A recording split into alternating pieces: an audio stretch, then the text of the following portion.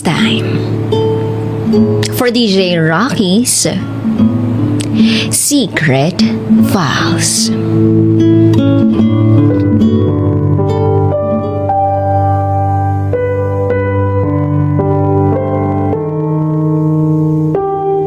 Full children. But just like any marriages, hindi pwedeng mawala ang trials, hardship, and challenges. Dumating din sa pagsubok ang aming pagsasama. Oo. Natukso ang husband ko. He had a relationship with another woman. He confessed everything to me and asked for forgiveness. It has been 5 years since I learned about his affair. And yes, I went through hell. Pero natutunan kong patawarin siya. Mas pinili ko na makita ang magagandang bagay na ginawa niya kesa sa mag-focus doon sa ginawa niyang kalokohan. Pero hindi yun madali. Yung experience na yon ay binago ako. I became very sensitive and insecure, even to the point na sometimes very emotional ako at napakaraming mood swings. Pero natutunan ko eventually how to cope with the pain at unti-unti akong tinulungan ng Diyos at malalapit kong kaibigan na makalimot at magsimula uli. Siyempre, mahal ko pa rin ang mister ko eh. Pero hindi na umiikot ang mundo ko sa asawa ko. Spoiled at pampered kasi siya sa akin noon. Pero bumaligtad ang mundo namin. Siya na ngayon yung maalaga at tinutulungan niya na ako sa mga gawaing bahay even without asking him. I should be happy kasi he's actually a better version of the man I used to love before the affair. Pero hindi ko na siya mahal kagaya ng dati. Nasasaktan pa rin ang kalooban ko kapag naaalala ko ang nakaraan. At nagtatanong pa rin ako sa sarili ko kung paano niya nagawa kong lokohin. Madaling magpatawad, pero mahirap makalimot. I just chose to smile, and I just tried to be strong for my kids. But deep inside, I'm still broken. Hindi lang puso, kundi buong pagkatao. Kasi I see myself na ako pa rin yung babaeng niloko ng asawa ng harap-harapan. Nawala yung pagkamasayahin ko. I became insecure and reserved. Pero ganun pa man, natutuwa kong makontento kung ano man yung meron ako sa buhay ko. Hindi ko lang akalain na bababago yun ng isang personal message sa messenger from a good friend.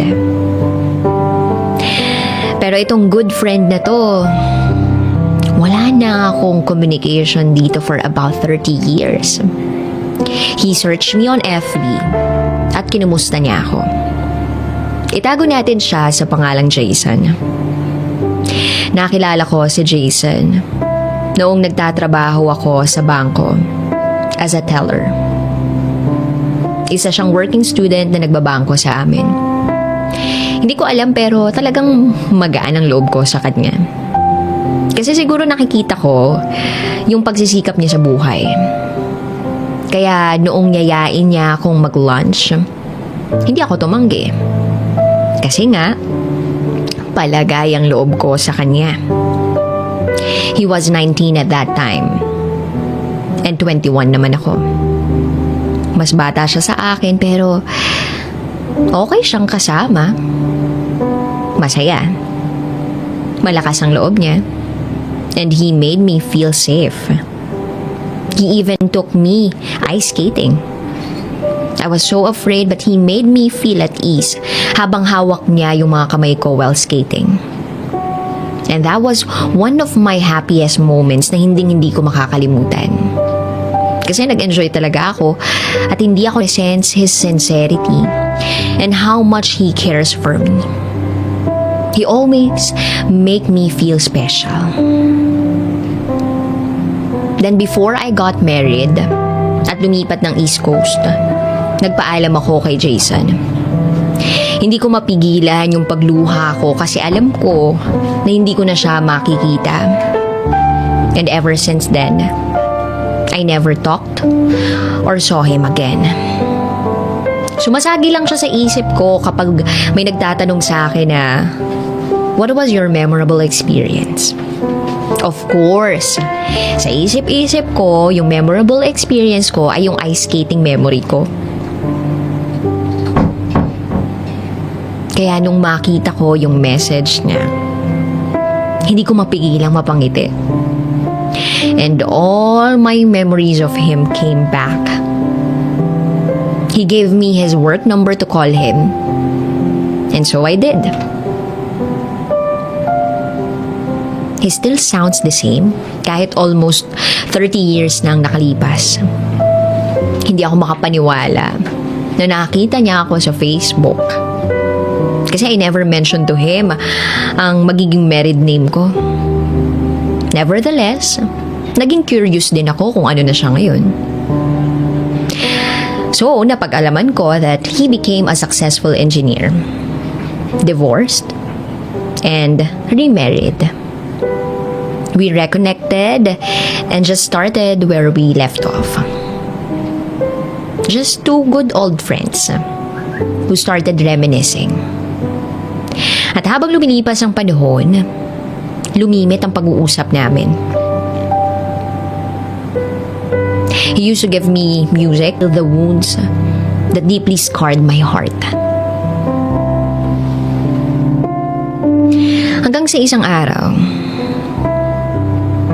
umuwi siya for one day so that we could see each other in person. Tuwang-tuwa ako nang magkita kami sa airport. Grabe. Kung paano ko pinipicture siya sa utak ko, ganun siya in person. He is still very gentle, respectful, at walang kayabang-yabang. Hindi ko mapigilan na yakapin siya ng maigpit at mapaiyak sa dibdib niya. Habang sinabi akong words na, "You found me. I can't believe that you found me." And then once again, naramdaman ko na safe ako sa piling niya. As if nothing can harm me. Spending few hours together was enough to show how deeply we feel for each other. Parehas kaming takot, pero hindi namin pinagsisisihan kung ano man ang nangyari sa amin. Yun siguro yung alam naming ite-treasure namin habang buhay. We live 1,000 miles away from each other. At sa mga maiikling pag-uusap namin, nagkakaroon kami ng inspiration, moral support, lakas ng loob, at kasiyahan na magpatuloy sa takbo ng buhay. Pero alam namin na mas malalim pa kesa sa pagkakaibigan yung pagtitinginan namin sa isa't isa. Totoong wala kaming intention na magulo ang pamilya or to leave our spouses para magsama. Maliwanag sa amin ni Jason, nahihintayin na lang namin na dumating yung tamang pagkakataon at panahon kung saan wala kaming masasaktan. At yun ay kung ipagkakaloob sa amin yun ng may kapal. And that's why I wanted to write this letter to you. Hindi ko kasi alam kung may label yung ganitong klaseng relasyon. This might be considered as an extramarital affair, but it's not the typical one. Yes, Jason and I love each other. And yes, may namamagitan sa aming dalawa. But we also love our own families. Minsan kaming nakalimot. And I gave himself to him so that he knows how much I love and care for him. And I know na ganun din siya sa akin. We both believe na darating din yung tamang panahon para sa amin. At patuloy kaming maghihintay kahit na umabot pa kami ng 90 o 100 taon. At kung hindi naman, we will always have that one fine special day together for the rest of our lives. Again, this is Cindy, and this is my secret file.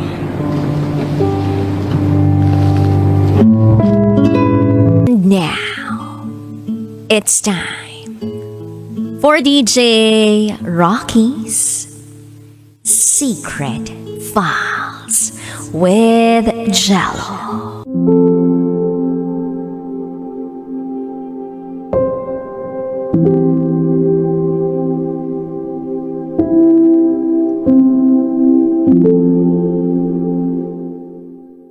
Hindi namin alam. Yun na pala ang huling kaarawan ni Nanay.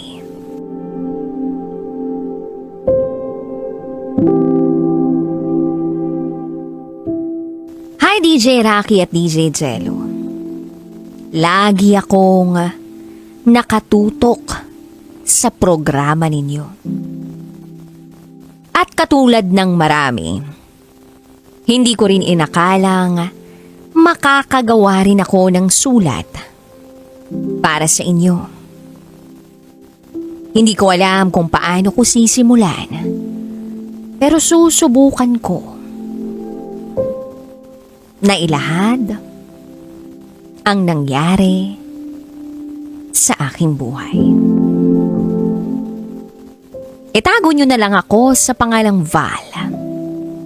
At ito, ang aking secret file.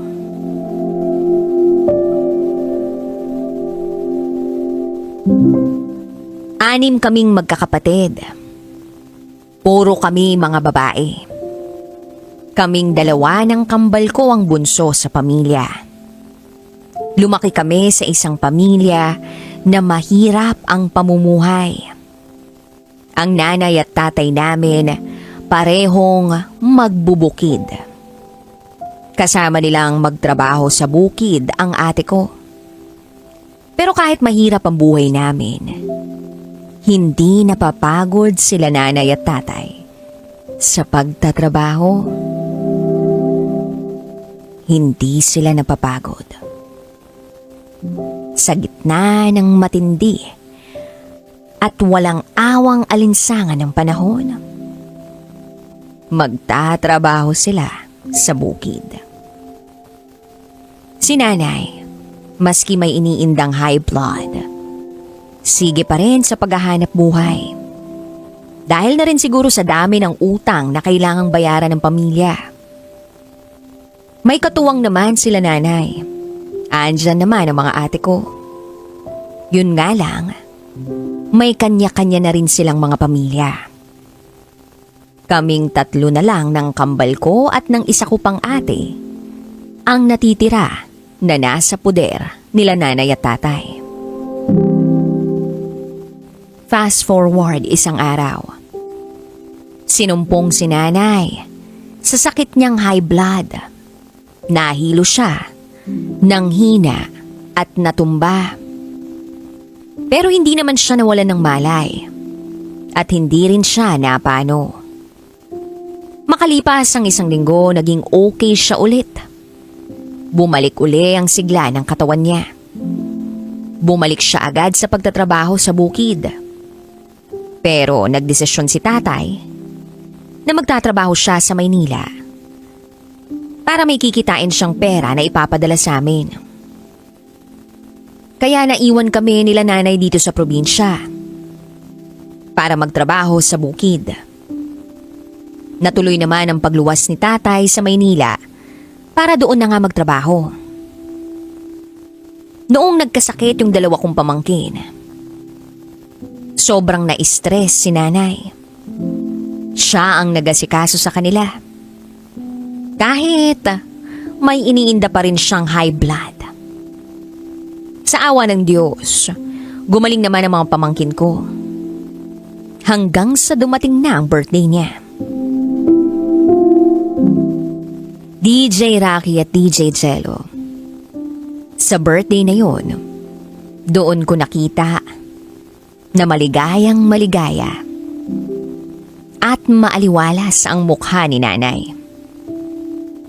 Sa kabila ng lahat ng pinagdadaanan niya nung mga nakaraang taon, hindi pa rin natinag ang kanyang kasiyahan na makasama kami, na ipinagdiriwang ang kaarawan niya.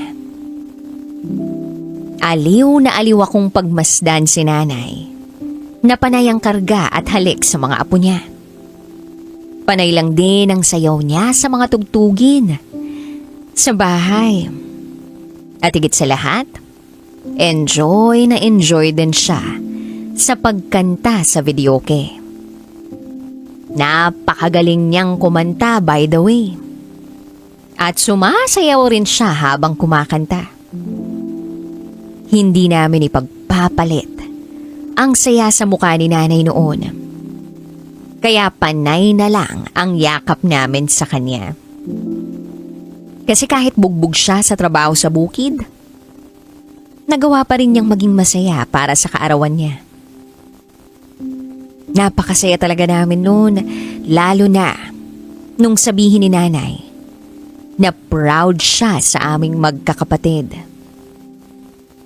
Lagi rin niyang sinasabi sa amin na kapag mawala na siya sa mundong ito, walang ibang magtutulungan kundi kami-kami lang na magkakapatid. Hindi ko makalimutan ang mga sinabi niya noong kaarawan niyang yun. Pero parang ang weirdo lang. Dahil tila naghahabilin na siya. Pagkatapos ng mahigit 1 linggo mula nung birthday niya, nagyaya si nanay na magpunta sa munisipyo namin para ayusin ang mga pambili niya ng gamot. Kasama ko noon si nanay na nag-asikaso ng mga papeles na kailangan niya. Hanggang sa bigla siyang napahinto sa pag-akyat sa hagdan na nilalakad namin. Sabi niya, "Anak, umuwi na lang kaya tayo?" Sagot ko, "Nay, bakit? May nararamdaman ka bang hindi maganda?" Hindi siya nakasagot. Pero panay na lang ang hawak niya sa kanyang batok. Kaya sabi ko sa kanya, "Naku nay, pahinga muna tayo rito sa tabi." Pero ang sabi niya sa akin ay, "Hindi anak, umuwi na lang tayo. Para makapagluto pa ako, kawawa naman ang mga kapatid mo. Wala akong naiwang pagkain dun sa lamesa. Pag uwi nila galing sa trabaho, magugutom sila." So sinunod ko ang gusto ni nanay. Kaya tumawag ako ng masasakyan. Sumakay kaming dalawa ni nanay sa pinara kong taxi. Pero maya-maya, paglingon ko sa kanya, nagulat ako at hindi ko inaasahan ang mga nakita ko kay nanay.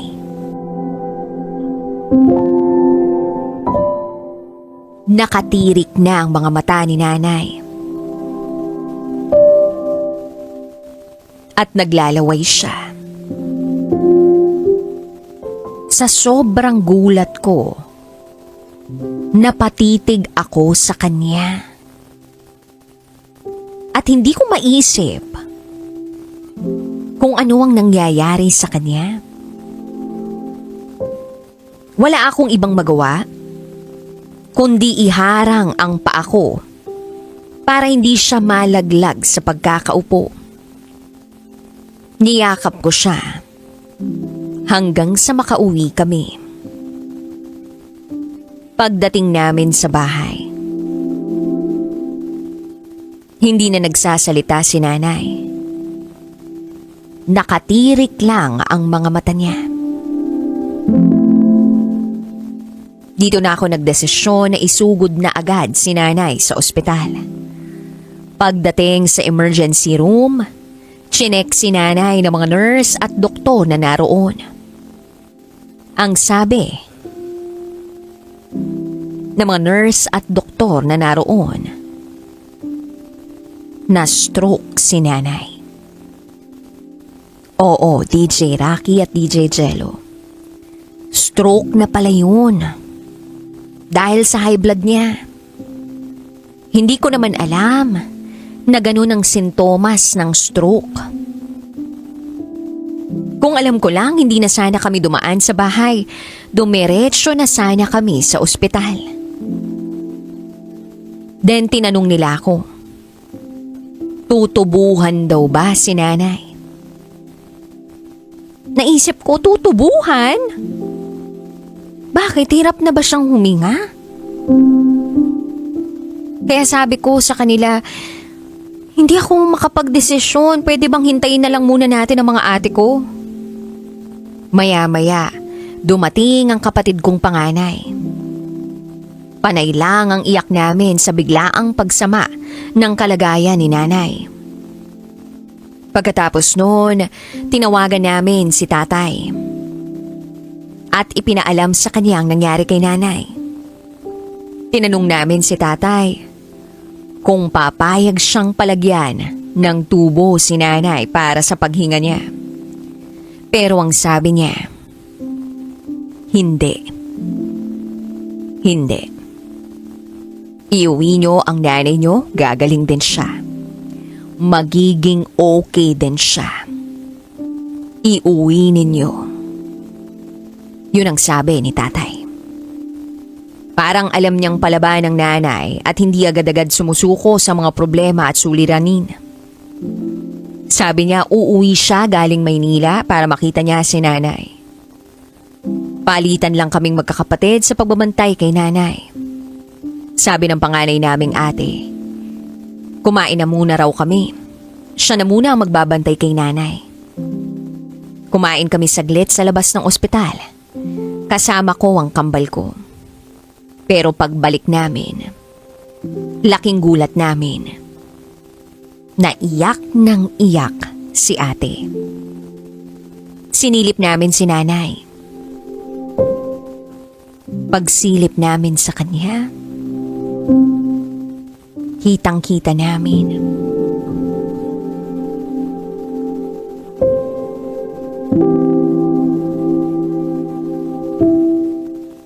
na nangingitim na siya.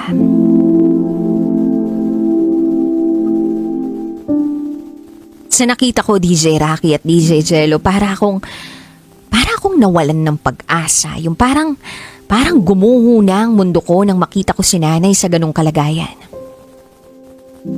Mga ilang minuto lang ang lumipas, nangyari ang kinakatakutan namin. Hindi na kinaya ni nanay. Bumigay na ang katawan niya. Sa isang iglap lang. Wala na kaming nanay. Wala na siya sa amin. Hindi ko mapigilang sariwain ang kabaitan ni nanay. Siya yung walang ibang ginawa kundi magtrabaho at intindihin ang pamilya. Noong mga oras na yun, hindi pa alam ni tatay na wala na si nanay. Hindi na muna namin sinabi. Pero pagdating niya sa bahay, doon na siya nagtaka. Maraming ilaw sa bahay. Doon niya na nalaman ang nangyari. Niyakap niya na lang kaming magkakapatid habang nakatingin sa kabaong ni nanay. Nag-iyakan na lang kaming lahat. Ang nasabi na lang sa amin ni tatay, "Di ba sabi ko sa inyo, alagaan ninyo si nanay niyo?" Ang nasabi lang namin sa kanya ay, "Sorry, tay. Kinuha na si nanay ng Panginoon. Wala na rin kaming nagawa."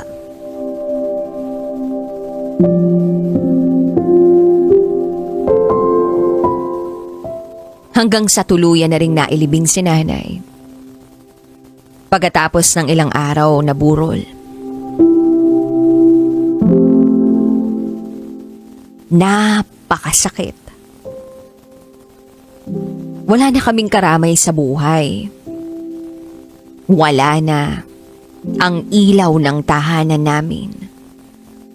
Wala nang mag-aalala para sa amin tuwing may sakit kami. At walang kayang pumalit sa pangangalaga at pagmamahal na ibinigay sa amin ni nanay. Napakasakit at napakahirap tanggapin. Pero kagaya nga ng bilin sa amin ng pare noong misa sa libing ni nanay, kailangan naming umusad kahit dahan-dahan para matahimik din ang kanyang espiritu. At yun nga ang ginagawa namin. Umaabante kahit mabigat pa rin sa loob namin ang biglaang pagpanaw ni nanay.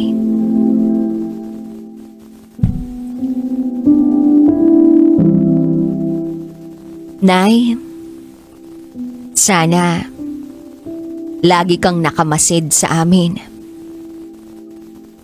Gabayan mo sana kami sa araw-araw. Maraming salamat sa pagmamahal. Mahal na mahal ka namin. Paalam.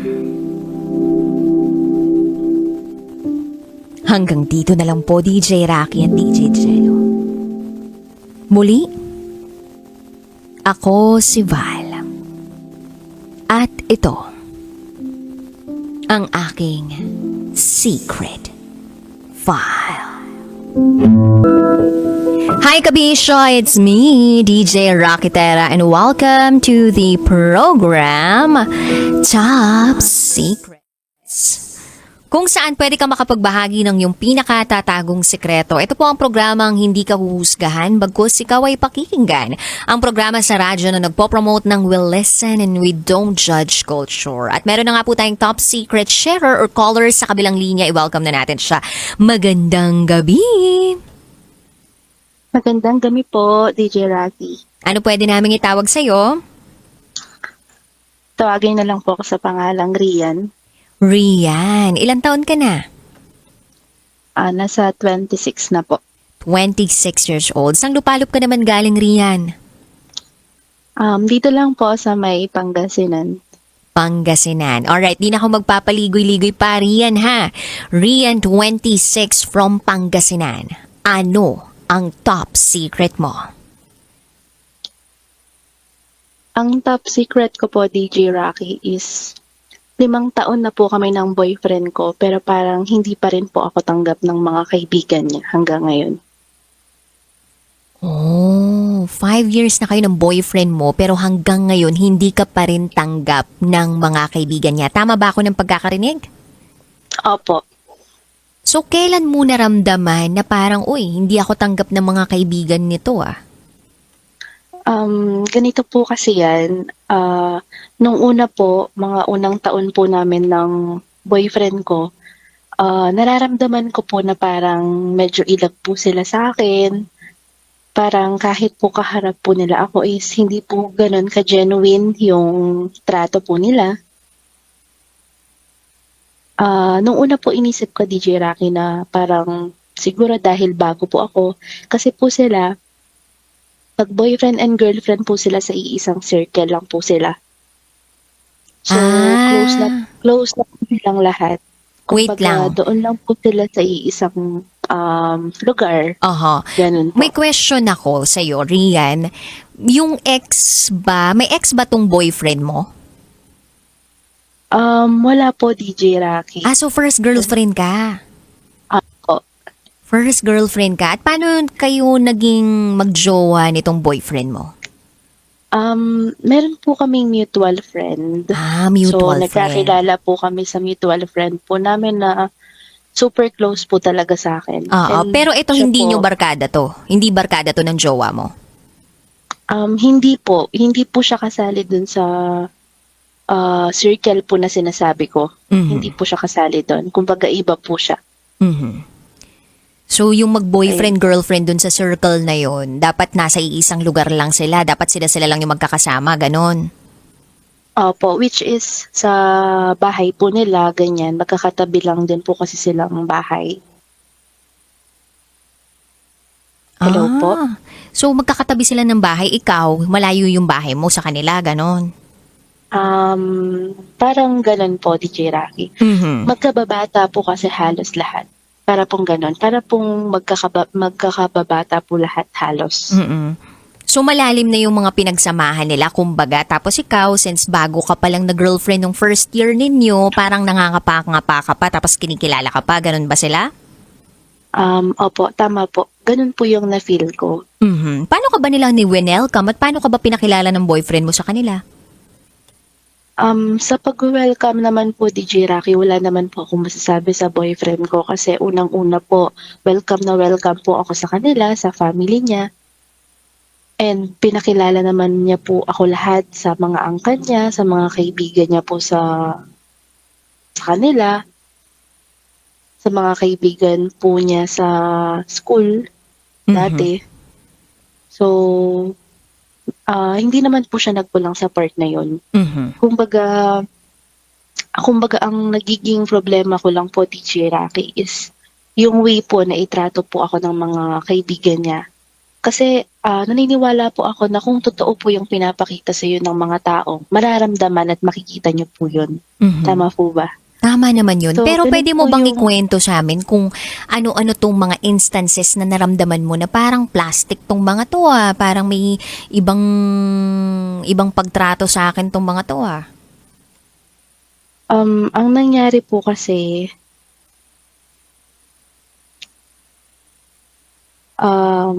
kasi po, unang-una, ang napansin ko po sa mga babae po na kaibigan niya, parang nararamdaman ko po kasi talaga na parang kapag sa simpleng pag-uusap po, ganon, yung parang hindi man po nila ako ini-encourage na ganito, sumama ka sa ganyan. Tapos parang pag nag-uusap po sila, yung sila-sila lang po yung may nakakaalam doon sa pinag-uusapan nila. Siyempre bilang bago po kailangan i-welcome nila ako or parang i-include po nila ako dun sa pinag-uusapan nila. Kung hindi ko man po alam yung mismong context na sinasabi nila, sana kahit paano po ipaintindi nila sa akin, 'di ba? Para Mhm. hindi po ako ma-out of place, kumbaga. Totoo. Kumbaga, dapat bibigyan ka nila ng background dun sa story yung pinag-uusapan nila para kasama ka pa rin dun sa usapan. So, walang naggaganon sa'yo, walang nagbibigay sa'yo ng background, wala man lang kahit isa sa kanila dun sa barkada? Wala po. Kaya Ilan yun ba po yung tong- naramdaman ko. Tapos pag po magkakasama kami, talagang hindi po ako iniiwan ng boyfriend ko sa isang sulok lang. Kasi parang nararamdaman na din po niya na parang nafe-feel na rin po niya na out of place nga ako. So, kapag po magkakasama kami, ang nangyayari, kakausapin po ako saglit ng mga kaibigan niya na babae. Tapos, wala na ulit. Ang sasalo po is yung boyfriend ko. Kasi parang nakikita din niya sa sarili niyang mata na, ay, na-out of place na yung girlfriend ko. Hindi na siya comfy para pong ganun. So, ganun po yung naging routine namin. Hanggang sa umabot po kami ng 3 years and now more than 4 years. sabi ko, ang akala ko po kasi magbabago yung treatment nila. Dahil nga, as what I've said before, DJ Rocky, akala ko po, kaya po ganun yung pakikitungo nila sa akin is dahil bago pa lang ako. Tinatansya pa lang nila ako, kinikilala pa lang nila ako. Pero napansin ko po, after 2 years, 3 years, 4 years, hindi po nagbago yung treatment nila. Kaya hindi ko po alam kung ano po yung ayaw nila. And sabi ko po sa sarili ko, pinipilit ko na hindi maapektuhan. Kaya lang po, sa ayaw at sa gusto ko po parang naaapektuhan po talaga ako. Kasi hindi po siya madali. Hindi po talaga siya madali. Gaano ba kadalas yung pagsama ninyo dito sa barkadang to? Like sa isang linggo, gaano kayo kadalas nagkikita? Bigyan ko lang po kayo ng konting background, DJ Rocky, para po mas maintindihan po ninyo yung side ko. Yung, ako, aminado naman po kasi ako na ako, bilang babae, selosa po talaga ako. Selosa po talaga ako. And, nagkaroon po kasi ng one time na nakagawa po ng kasalanan yung boyfriend ko. Nag-cheat ba siya or ano lang, flirt? Hindi po siya cheating. Hindi ko po alam kung mako-consider ko po siya na flirt. Pero, para po siyang, pwede ko po ba sabihin? Paano pwede mo ba tong sabihin? Tungkol ba to sa ano? Tungkol ba to sa may bembangan ba to? Ano to? Kumbaga, hindi naman po. Parang, hindi po kasi siya okay sa akin. Para pong may nagawa siyang hindi okay sa akin. Sinaktan ka ba niya? Physically? Hindi po. Para pong emotionally po. Kumbaga, Emotionally. dumating po sa time na nung nasa medyo bandang gitna na po kami ng relationship namin. Sa bandang gitnang taon na po kami ng relationship namin, around 2 years or 3 years, may nagawa po siya kasama yung mga kaibigan niyang lalaki, which is yung nandun din po sa circle na yon. So, medyo bumpy din po yung relationship namin na yon. May hula Ang nangyari ako. po, Rian, may hula ako. ano po? Nagpamasahe sila? Hindi naman po sa... Nagpamasahe sila, tapos nagpunta sila sa spa na merong coolness, ganon. Yun yung theory number 1 ko, ha. Hindi ako nagja-judge dito, ha. Kumbaga parang gusto ko lang itanong, ha. Kasi para mas maintindihan ko pa itong kinakwento mo sa amin, ha. Yun yung theory number 1 ko. Theory number 2, nagpunta sila sa bar na kung saan nandun yung mga sumasayaw, tapos may patay sinde, ganon. Okay po. Actually, nakuha na po ninyo. Theory number 2 po, DJ Rat. Theory number 2. Nagpunta sila doon. May na-table ba siya doon or meron bang may nangyari sa kanila doon? Noong time po kasi na yun talagang hindi po kami nag-uusap. May mga time po na umaabot po ng 2 weeks, hindi po kami nag-uusap dati. Nung pong hindi pa kami ganun ka-mature, no? Nung nagsisimula pa lang po kami. And nung time po na yon hindi po kami nag-usap. Nagpunta po sila doon sa bar na yon kasama po yung mga kaibigan niyang lalaki. And nalaman ko po yun kasi kinabukasan pupunta po ako sa kanila. Nakita ko po yung phone niya na may mga videos. May nagte-take po ng videos which is isa po sa mga kaibigan niya. And then may nakita nga po ako dun sa background ng videos na mga may sumasayaw. So parang naano po ako na bakit po ganun, 'di ba? Bakit po nila ginagawa yung ganun? Or as a friend, bakit po ganun nag-tolerate po sila ng mga ganong actions? Ano bang ginagawa nila doon? Like, nag-good time lang ba sila doon? Boys night out, pero wala namang touch, walang nangyari, whatever? Or nagpunta lang sila doon talaga? Yun po ang hindi ko talaga sigurado hanggang ngayon, DJ Rocky. Pero according to him, tinapatan ko na po talaga siya. Sabi ko, sabihin mo sa akin yung totoo.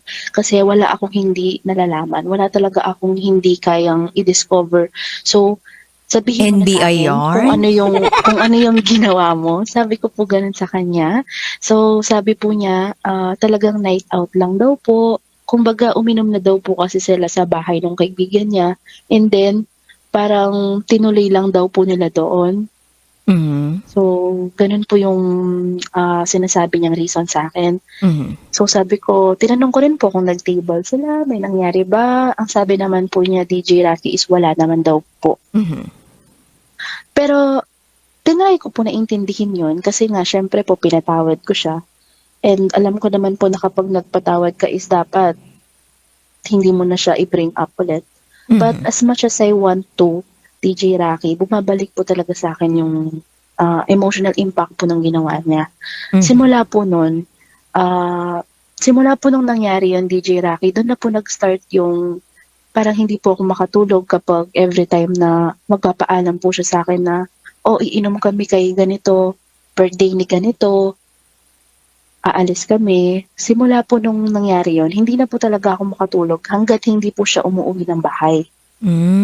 Parang nagbabantay ka na talaga sa mga galaw niya. Opo, actually, kahit po may trabaho po talaga ako, talagang pinagsasabay ko po na kahit may trabaho pa ako kinabukasan, hinihintay ko po talaga siya. Yun, ganun po kalala yung ano sa akin. Naging So, impact sa'yo nung pangyayaring yun. Opo. Okay, hanggang sa Naging dala-dala open mo pa naman po ako rin. sa kanya. Naging open naman po ako sa Mhm. kanya na sabi ko, ganito yung nararamdaman ko. Anong sagot niya? And sabi po niya hindi na daw po mauulit. And hindi naman po siya naulit talaga sa pagkakaalam ko po, no. Hindi naman po siya naulit. Kaya lang po, yun nga po yung sinabi ko, yung nagiging problema po namin. Every time po naaalis siya is parang nagwo-worried po ako, ganyan.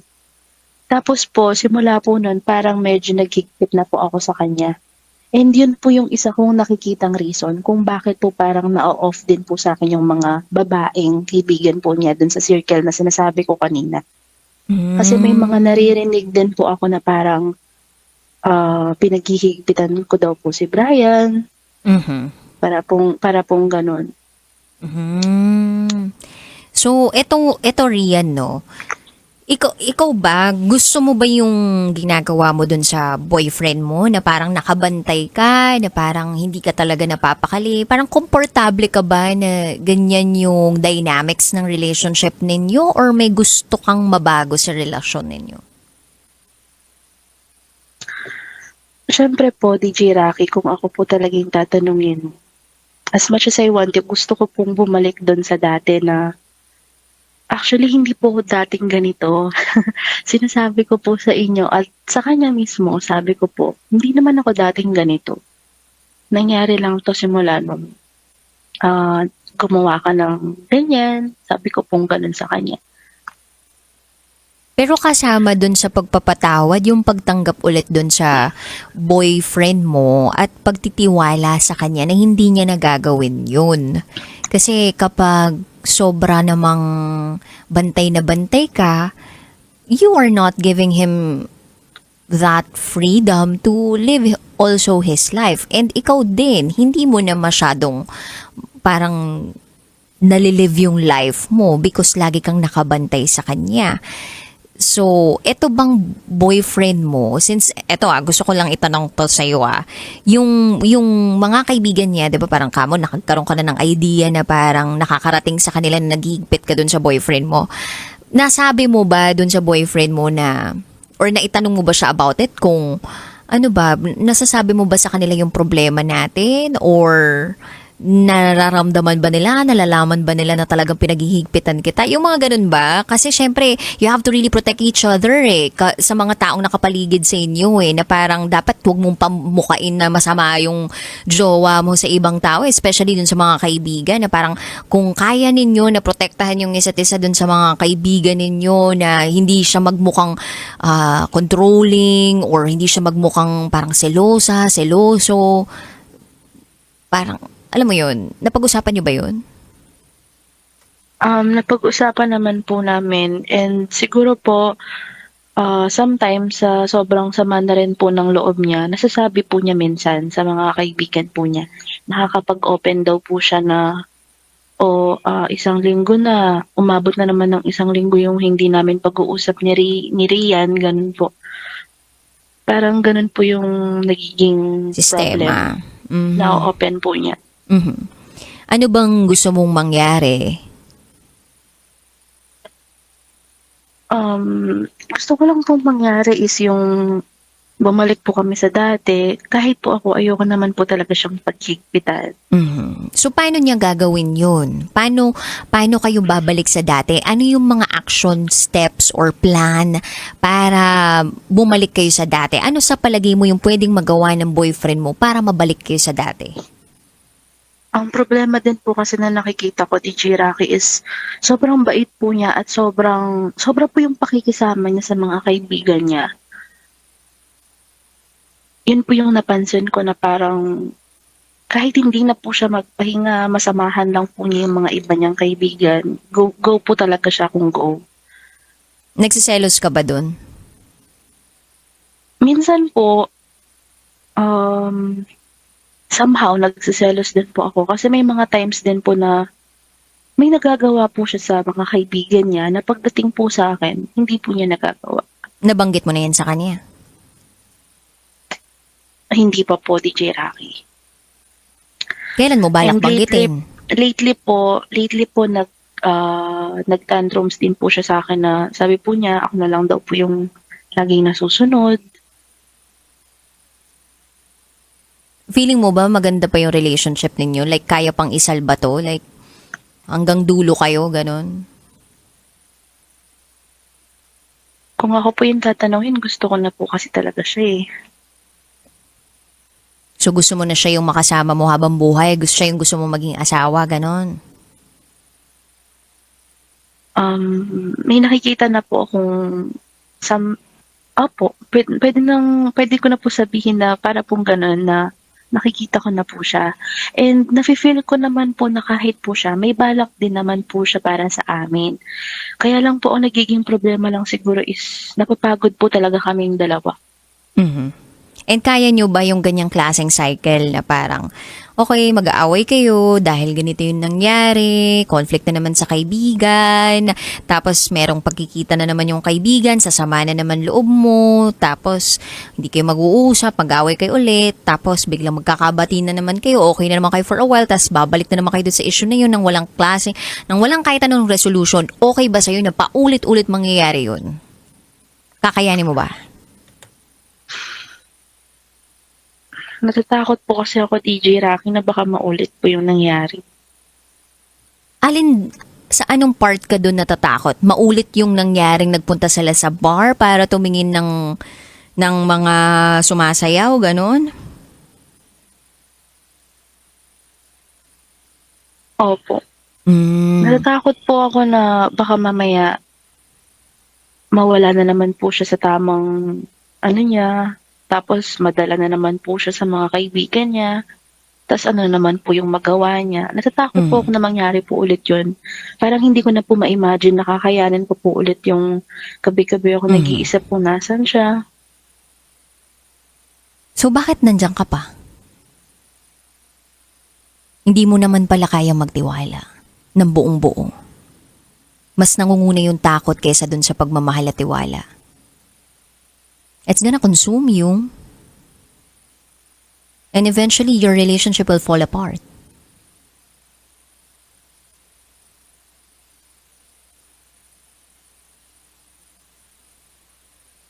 Kailangan mo pagkatiwalaan yung sarili mo na alam mo yung gagawin mo kung sakaling mahuli mo ulit siya na ganun yung ginagawa. Also, Rian, this is just my opinion about yung pagpunta ng mga guys sa isang bar. I get it na meron talagang mga grupo ng lalaki na pumupunta talaga sa bar. Yung tipong mag-boys night out. It's okay. Para sa akin it's okay. As long as you don't touch a woman and you don't sleep with that woman and you don't have any intention of sleeping with any woman. Minsan kasi nakakawala lang ng stress yung, alam mo yun, magna-night out kayo ng mga kaibigan mong lalaki. And feeling ko naman ng mga babae, ginagawa din yung ganun eh. Yung tipong pag meron silang party kasama yung ikakasal na babae. Alam mo yun, mga bachelorettes party, ganyan. So, ang nangyayari dyan, di ba, nag-i-invite ng lalaki, nasasayaw, pero hanggang dun lang, manunood lang, magtatawanan, ganun.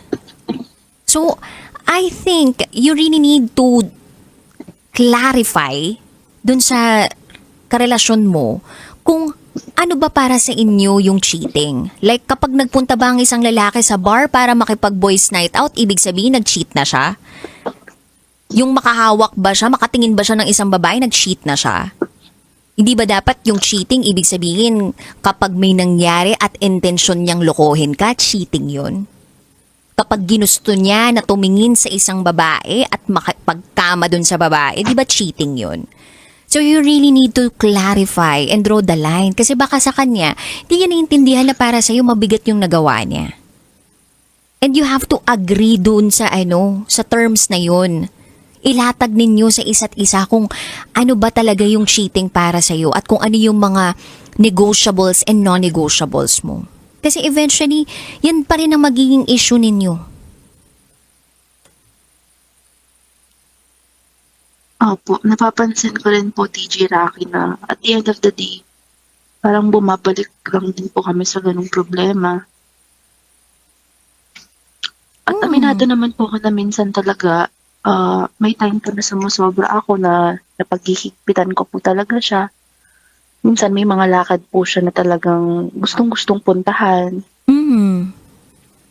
Alam mo magandang gawin din Rian minsan. Sama ka dun sa sa pag na night out niya. Anong sabi mo, yayain mo, tara mag-bar tayo, punta tayo dun sa Patay Cindy, tapos babae. Medyo mas mahal nga lang bayad kapag babae yung audience, ha? Kapag lalaki kasi, okay, medyo mas cheaper siya. Pero kapag kasama na babae, tapos pupunta ka dun sa... Ba't alam ko? Sa bar ng mga babae na may Patay Cindy. Kung alam mo na kung anong mga suotan, diba? Depende na lang kung ano yung mga takipan dyan. Minsan parang, alam mo yun, okay lang din minsan na samahan siya dun sa kung ano yung parang trip ng, parang one of the boys. Kasi, one of, kumbaga, you should be the best bud. Parang best friends kayo, yung ganun. Ang sarap magmahal nang hindi nag-iisip kung gagawa ng mali yung partner mo. At sana maramdaman mo yun. Yun yung wish ko para sa'yo this 2025. Meron ka bang gustong sabihin sa partner mo? Magulo po talaga yung isip ko ngayon, DJ Rocky. Mm-hmm. Actually, magbo-birthday po siya niyan in a few days. Mm-hmm. So, at this moment po, hindi na naman po kami okay. Mm-hmm. Talagang hindi po kami nag-usap dahil nagkaroon nga po kami ng... Kaya po ako tumawag ngayon. Dahil nga po dun sa sinabi niya na bakit ganun? Parang ikaw na lang lagi nasusunod, sabi po niya. Mm-hmm. So, ang iniisip ko po, gusto ko po siyang puntahan. Actually, nag-reach out na rin po ako sa kanya through chat, pero hindi po siya nagre-reply. Nag-open po kasi ako sa kanya na sabi ko, bakit pagdating sa mga kaibigan mo, nagagawa mo na ganyan, pumupunta kayo sa ganito, pero ba't pag sa akin, parang tinatamad ka or parang wala ka masyadong gana? Hindi ko po alam kung nagsasawa na po ba siya or parang masyado na po niyang iniisip na parang sarili ko lagi or hindi ko po alam. Pero inopen ko po sa kanya yon. And then, ito po, last na lang, yun nga po, parang hindi po siya nag-agree dun sa mga sinabi ko. Sabi po niya, bakit parang ikaw na lang lagi nasusunod? Sabi po niyang gano'n. Tama ba na lagi kang nasusunod? Palagay mo ba yun yung talaga nangyayari? Siguro po, in some other things, may mga time po na pinagbibigyan po niya ako. Pero sa mga ibang bagay po, minsan, hindi naman po DJ Rocky kasi yung mga ibang bagay po kahit hindi po talaga okay sa akin, minsan iniintindi ko na lang po na gusto talaga niyang gawin yun, kaya nag-oo na rin po ako sa kanya kahit po hindi okay sa akin. Kaya hindi ko po mako-consider na yung term na ginamit niya na ikaw na lang lagi yung nasusunod. Parang hindi ko po siya matanggap. Siyempre na-hurt din po ako dun. But still, gusto ko po siyang kausapin. Nag-reach out po ako sa kanya. Mhm. Yun nga po, tulad nga lang sabi ko, malapit na po yung birthday niya in a few days. So, iniisip ko po siyang puntahan. Kaya lang, ang pumapasok na naman po sa isip ko, nandun na naman yung mga kaibigan niya. Baka mamaya ma-out of place na naman ako. Siya naman yung Baka mamaya pupuntahan mo, hindi naman yung mga kaibigan niya. Birthday naman ng boyfriend mo. Di pa naman kayo hiwalay talaga, di ba? Opo. Kumbaga, well, binaba mo yung pride mo, no, for doing that. Like, nag-PM ka talaga sa kanya na gusto mo siya makausap. And that's completely okay. Kung yun lahat ng naramdaman mo, lahat ng yan valid naman. It's just that, syempre, minsan ang tao kailangan niya ng, alam mo yun, konting breather. Ako iniisip ko dito, parang, hindi kaya nag-iibang tao na kayo pareho? You were not the same people when you met 5 years ago. Because of problems, because of the struggle. And itong pagbabago na to, parang hindi siya nakaka-fresh, hindi siya nakaka-healthy. At kailangan yung i-assess yun as a couple. Minsan, naiisip mo ba kung bakit talaga siya mas nagkakaroon ng oras doon sa mga kaibigan niya? May dahilan ka bang naiisip? Kung bakit mas madalas siya dun sa mga kaibigan niya? Bakit mas marami siyang pabor dun sa mga kaibigan niya? Hindi kaya mas natatagpuan niya yung sarili niya sa piling ng mga kaibigan niya? Kesa sa kapag kasama ka? Kasi every time na kasama ka, parang pakiramdam niya, hindi siya yung best self niya. Para siyang nakakulong. Parang ito dapat yung gawin niya. Lagi siyang lahat ng moves niya dapat tama. One wrong move lang niya, magagalit ka. Sana hindi niyo ikulong yung isa't isa. Nafe-feel ko nga rin po na parang nasasakal na po siya. Mhm. At ikaw din. Kung ano yung pagsasakal na ginagawa mo sa kanya, baka nagagawa mo rin yung sa sarili mo by holding too tight. So loosen up. Minsan kailangan natin ng oras para sa sarili natin. At hanggat di niya pa birthday, sa birthday ka na lang mag-grand entrance tapos bati mo siya ng happy birthday with a cake, di ba? Ganun. Tsaka maayos naman yan basta mag-usap kayo ng maayos. Alright? Okay po. Thank you so much, Rian. I hope na maging maayos lahat sa inyo ng boyfriend mo kasi ang sarap magmahal ng hindi toxic, diba? Ang sarap magmahal ng hindi nag-iisip ng kahit anong validation mula sa ibang tao. So, ang sarap magmahal sa taong mahal na mahal ka rin. Ayan. So, thank you so much, Rian. God bless and good night. Bye. Thank you po.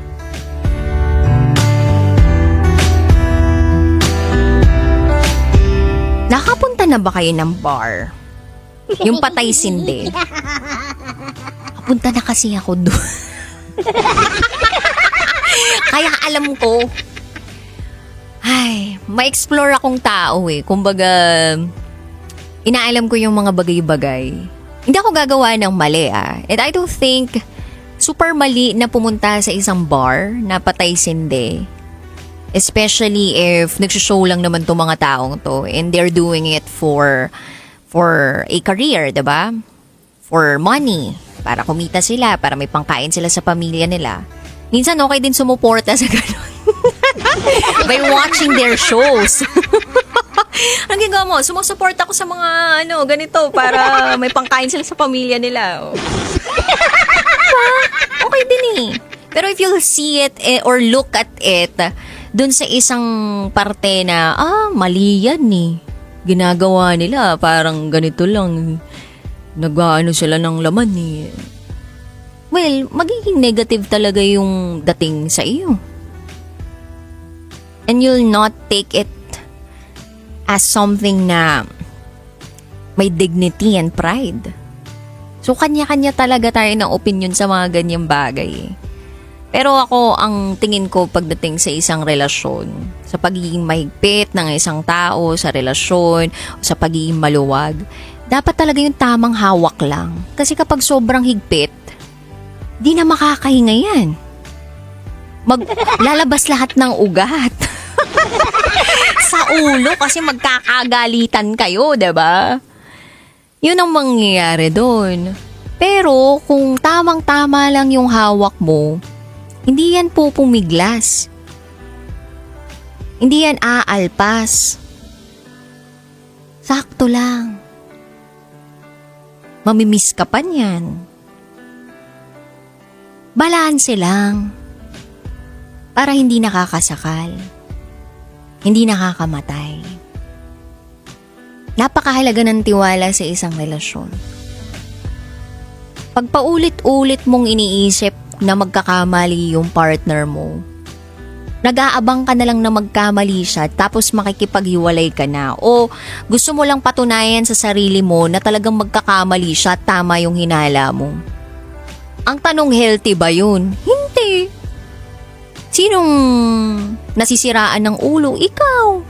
Anong nasisira? Relasyon ninyo. Nakakatulog ka? Hindi. Kasi magbabantay ka eh. Imbis na makatulog ka ng 8 hours a day, hindi. Nagiging 3 hours na lang, tas putol-putol pa yung iba. Sakit kayang matulog ng nakaka 8 hours or more than that nang hindi ka nagbabantay. Tiwala ka lang. Tsaka, pag nagtiwala ka, ibigay mo ng buo. Pero, syempre, minsan, gwardya ka din, di ba? Parang sa basketball, eh. Baka mamaya kasi may mag-agaw bigla. Gwardya lang din, territorial, pero sakto lang. Alam mo kung paano gumalaw.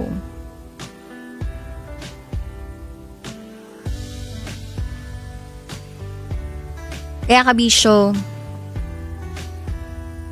steady ka lang dyan. Ha? Anyway, I gotta say, GTG hasn't got to go. Nag-overtime na tayo ng 10 minutes. Nakapiling po ang Basa Princess ng Love Radio, DJ Rocky Terra. At ikay nakatutok sa 90.7 Love Radio. Kailangan pa bang i-memorize yan? Basic. Hi Kabisyo, it's me, DJ Rocky Terra, your Basa Princess. And welcome to the program Top Secrets. Kung saan pwede kang makapagbahagi ng iyong pinakatatagong sekreto. Ito po ang programang hindi ka husgahan, bagkus ikaw ay pakikinggan. Ang programa sa radyo na nagpo-promote ng we listen and we don't judge culture. At meron na nga po tayong top secret sharer na nasa kabilang linya. I-welcome na po natin siya. Magandang gabi! Hello po. Good evening sa'yo. Good evening po. Ano pong pwede namin itawag sa'yo? Trixie.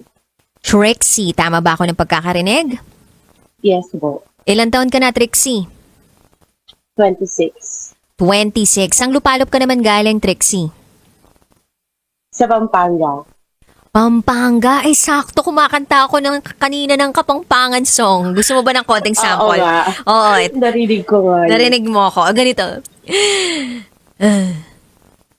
Ojo kaluguran da ka, kalugurang sobra-sobra, pasarada ring mata, pantunan da ka. Ang nananan ng mate ko, di ka ko. Sabi dito, tama na. Okay, sige na nga, tama na to. Simulan na natin to. Trixie, sorry na, nag-intermission pa ako. Baka lang kasi gusto mo marinig yung golden voice ko, diba? Alright, Trixie, ilang taon ka na nga ulit? 26. 36, 26. 26. 26, dinagdagan ko pa, no? Sorry na. Okay, sige. Trixie, 26 from Pampanga. Ano ang top secret mo?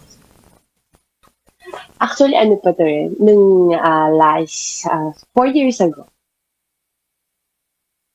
Kaso, gusto ko lang siyang i-share kasi hindi ko alam kung until now, alam ng ex ko na nag-cheat ako sa kanya. Kasi until now, hinahunt pa din ako ng konsensya ko na nagawa ko yun sa kanya. Ayun, kami noon, siguro mga 4 years na kami. Tapos, may mga iba't iba akong lalaki. So meaning Siya- hindi lang to isang lalaki. Hindi lang siya isang lalaki, siguro mga Oh, so bakit mo natagpuan yung sarili mo na niloloko yung jowa mo at that time? kasi iniwan niya ako ng walang dahilan. Nagipag-break siya ng walang sinabing dahilan. So, Tapos bumalik siya na hindi sinasabi sa akin kung ano yung dahilan, bakit siya nagipag-break sa akin. okay, ano ko lang ha, ilatag ko lang tong mga sinabi mo earlier ha. So, etong ex mo na to, well technically mag-ex na kayo, no? Pero yung etong jowa mo na to, nung time na yon, umalis siya dun sa relationship ninyo nang hindi nagpapaalam sa'yo, nagsabi ng kahit anong dahilan. Tama? Yes. Tapos Exactly. bumalik siya nang hindi pa After rin 1 nag-explain. Yes, oo. Tapos, kailan ka doon naghanap ng iba? Hindi pa ako doon naghanap. So Ano? nagkabalikan pa muna talaga kayo. Pero, that time na nagbalikan na kami, nagkaka-anxiety na ako. Kasi, parang iniisip ko bakit niya ako iniwan nang hindi niya alam ang dahilan. Wala siyang sinabi sa akin ng dahilan kung bakit. Naghahanap ako ng dahilan sa kanya. Wala siyang masabi. As in, wala talaga. Tapos, after nun na mga ilang months, parang nakikita ko na yung sarili ko na parang wala na. Parang hindi na pala siya yung nakikita kong lalaki para sa akin. Kasi merong time na parang gusto na nilang kami na, magpakasal na, ganun. Ayun. Tapos dumating dun sa time na ako na yung may ayaw.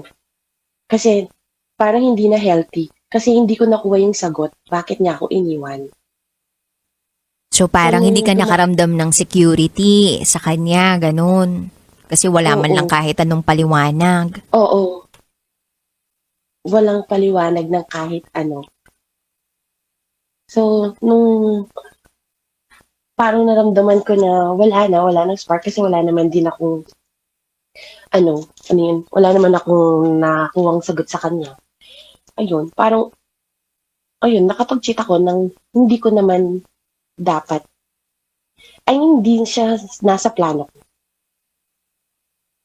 Ano yun, Ayun. nakahanap ka ba ng comfort sa iba? Or parang dahil sa pakiramdam na ayaw mo na tong taong to? Or parang dahil sa hindi na ito yung taong nakikita mong magiging panghabang buhay mo? Kaya during the relationship, naghanap ka na ng iba na kahit hindi naman yun yung nasa plano mo, ginawa mo? Tama ba ako ng pagkakagets?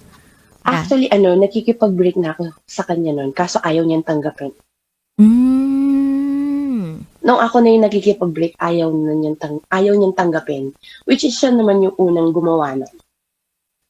Oh, tapos yung sa kanya naman, nung una niyang ginawa sa'yo, wala siyang dahilan. Tapos ikaw, may binigay ka bang dahilan kung bakit ka ba nakikipaghiwalay sa kanya? Yes, oo. Sinabi ko, dahil doon sa ginawa niya. So, wala nang spark, wala nang love, lahat. Lahat sinabi ko naman sa kanya na wala nang spark, wala nang love, wala na akong nararamdaman. Dahil doon sa nangyari na nakipaghiwalay. So ano sa palagay mo yung dapat niyang ginawa nung time na parang bumibitiw ka na dun sa relationship? Ay, sorry, Ano sa tingin mo yung dapat ginawa nung ex mo na yon para hindi ka sana bumitiw dun sa relationship? Parang wala nang magagawa eh. Kasi dumating sa point na nagpa-psychologist na ako. Kasi hindi ko na kaya. Parang na-depress na ako. Kasi wala akong nakuhang sagot bakit niya lang ako iniwan. So, naputol, parang wala na. After nun, nung bumalik siya, wala na ako nararamdaman. Tapos nung ako na yung gusto sa kanya, makipag-break, ayaw niya. So Mhm. parang kahit na ayaw ko naman mag-cheat, nagawa ko. Ano yun? Gusto mo ba nung time na yun na mahuli ka niya para tapusin na niya talaga? Or wala lang, since okay, magkarelasyon tayo pero wala na talaga ako dito sa relationship na to, gawin ko na lang kung ano yung palagay kong makapagpapasaya sa akin. Ano dun yung tumatakbo dun sa isip mo? Yung wala na akong pakialam, kahit na mahuli niya ako. Pero, at some point, na parang pwede niya ako mahuli, pero hindi pa rin ako nagpapahuli. Nag-iingat ka pa Ganun. rin, ganun. Mm-mm. Oo. So, paano kayo naghiwalay nitong karelasyon mo na to?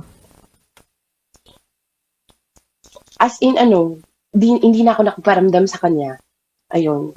Pero, as in, sinabi ko, ayoko na talaga after 2 years. Wow, so nagkaroon pa kayo ng relationship ng 2 taon. Yes. Oo. So, paano kayo nagkikita? Like, paano kayo nagde-date nun na parang alam mo na yung 2 paa mo wala na dun sa relationship ninyo? Alam naman niya na parang hindi ko na siya mahal. Siya yung nagpupumilit na parang bigyan ako ng mga coffee, tapos binigyan ako ng singsing, ng kwintas, na alam naman niya na parang ayoko na. So, Pero ikaw, yung mga tinatanggap time mo, na tinatanggap ayoko na, mo. Tinat- ayokong tanggapin, pero iniiwan niya lang. Kasi nung mga time na sinusuyo niya ako, hindi ako umuwi sa bahay. So, yung mga family ko, sila lang yung nag-entertain sa kanila. Hanggang sa ayoko na talaga. Kasi, kasalanan ko meron din cheating na nagaganap. Mhm. And this So- time, yung cheating ba na yun no, ay meron talagang isang tao na nagugustuhan ka na? May ganun na ba nung time na yun? Actually, wala. Chat lang talaga, nakikipag-usap lang, ganun. And, ayun, until now, it haunts me, syempre, na hindi ko alam kung nalaman niya ba talaga. Kasi wala na kami. So, 3 years na. 3 Ay, years nang wala ayun. kayo. Oo. May karelasyon ka na ngayon. Yes. But it still haunts me. Yung, na yung nagawa ko sa kanya. Mhm. So, may Hindi bala ka niya ba alam. mag-sorry sa kanya? Ganon? Actually, gusto ko, pero parang ang hirap. May jowa na ba siya ngayon? Yes, alam ko kakajowa niya lang. Alam ko kasi masakit sa kanya yung nangyari sa amin. Kasi nga parang gusto ng family niya na magpakasal na kami. Gano'n. Kasi parang right age naman na kayo kung kukumputin natin yung age nyo in the past, 'di ba? So parang nasa tamang edad naman na kayo and mukhang matagal-tagal naman na rin kayo sa inyong relasyon. So nagustuhan ka na rin talaga ng family niya. Kung bibigyan kita ngayon ng pagkakataon na makapagbigay ng mensahe sa kanya. Total, wala talaga kayong closure eh. And sabi mo nga, it haunts you. What you did to this person haunts you up until now. Kahit na alam nyo naman na parang naka-move on na kayo, diba? You have your respective partners.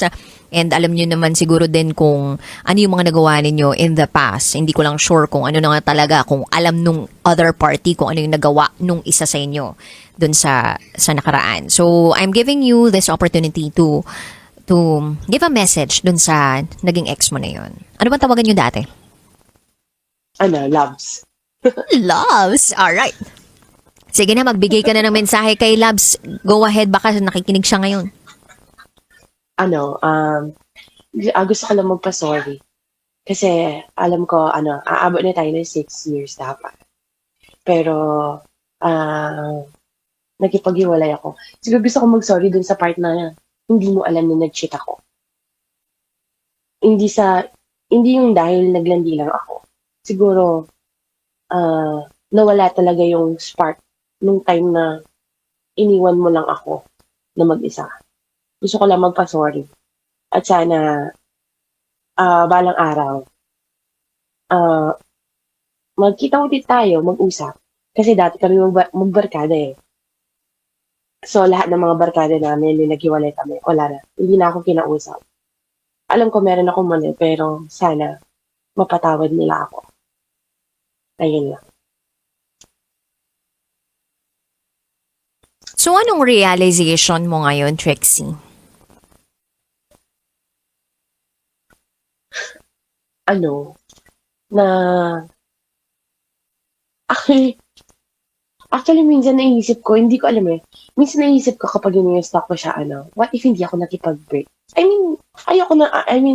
Ayoko siya, ano ba tawag doon? Ayoko siya maging asawa. Pero minsan, nasasagi lang sa isip ko na, what if hindi ako nakipag-break? What if hindi ko ginawa yun? Mahal mo ba yung partner mo ngayon? Yes, oo. Nakikita Pero mo ano ba lang, siya in the future na ito na yung magiging asawa mo? Yes. Actually, oo. Maybe dahil nga yung hinuhont ka nga nung pagkakamaling nagawa mo. Siguro nga. Kasi minsan pag may nakikita ko mga pictures niya, parang, ang sakit, hindi ko na siya mahal, pero parang ang sakit lang Mhm. na, oo nga no, nakagawa ko ng mali dito sa tao na to. Mhm. Na nag-break kami, na hindi man niya alam na nakapag-cheat ako. Mhm. At ang maganda dun sa realization mo is that sorry ka up until now dun sa ginawa mo. 'Di ba? May iba pag nagkamali na sila o kaya nag-cheat sila, 'di ba? Parang wala na akong pake, 'di ba? Hindi na ako magsusorry sa iyo. Nangyari nang nangyari. Parang ganun. Ikaw, Oo, meron ka tsaka- pang ganyan. Tsaka konti lang kasi ng mga taong alam nito. Parang gusto ko lang na, gusto kong, kahit na sa mga nakakarinig dyan, sa mga nanonood, ayan, gusto ko lang malaman nila.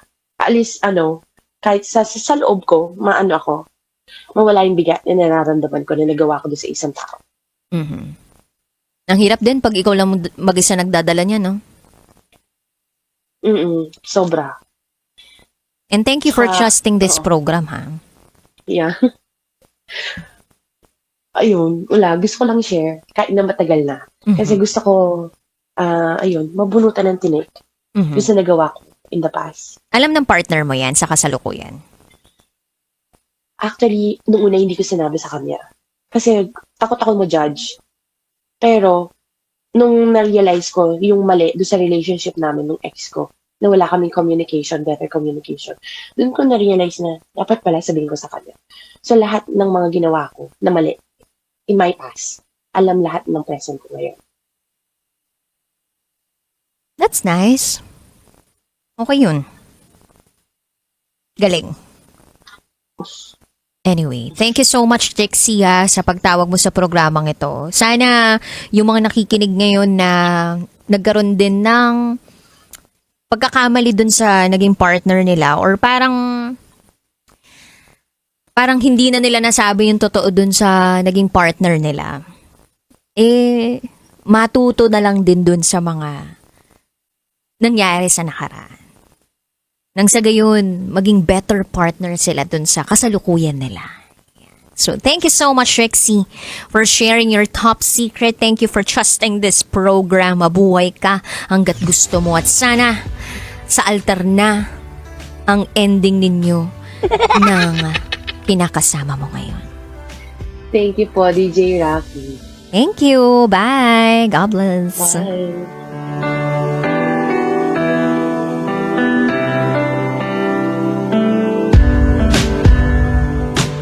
May mga ibang tao kasi na hindi nila kayang wala silang marinig na explanation. Kailangan nila ng verbal reason to validate what they felt. Pag hindi mo binagyan yung tao ng rason, bakit mo siya iniwan, it will consume her eh. It will give her anxiety. It will give that person worries. And that person will feel that he or she is not secured dun sa relationship na meron siya with you. Tapos bigla kang babalik without any reason. Sana kahit papaano yung parang napagod ako, yung mga ganun. Or parang na-tempt ako, ganyan. Or minsan, pwede ring alam natin yung dahilan, pero ayaw tanggapin ng pagkatao natin. Or pwede rin namang ang dami na nating conclusion sa head natin, tapos yun yung mga bagay na gusto nating marinig mula dun sa tao, pero hindi natin narinig. So ngayon, hindi natin na-prove sa sarili natin na tama tayo. So pwede rin ganun. Pero ang mahalaga dito, para maintindihan natin lalo yung sarili natin, kailangan talaga ng oras, kailangan talaga ng panahon na maipagkakaloob mo sa sarili mo. Kung pwede nga, kung talagang hindi mo nakayanin, yun nga, seek medical help or seek a help from an expert pagdating sa mental health. Katulad nung ginawa nung ating sender. Or caller pala, hindi pala sender. At madalas yung mga nangyari sa nakaraan natin, na alam nating one way or another nagkamali tayo, hanggang ngayon dala-dala pa rin natin. Bakit? Kasi alam natin hindi tayo naging patas. O kahit sabihin na natin na nagkamali rin naman yung isa, pero alam pa rin natin na hindi natin yung pagkatao eh. Gets mo? Pag alam mong labag sa kalooban mo na ginawa mo yung isang bagay na yun, it will haunt you.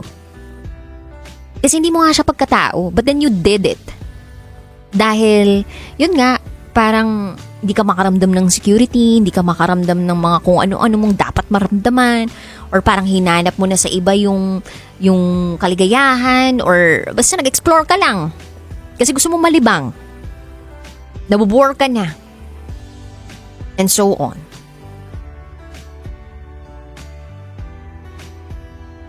Tapos babalik ka dun sa sarili mo.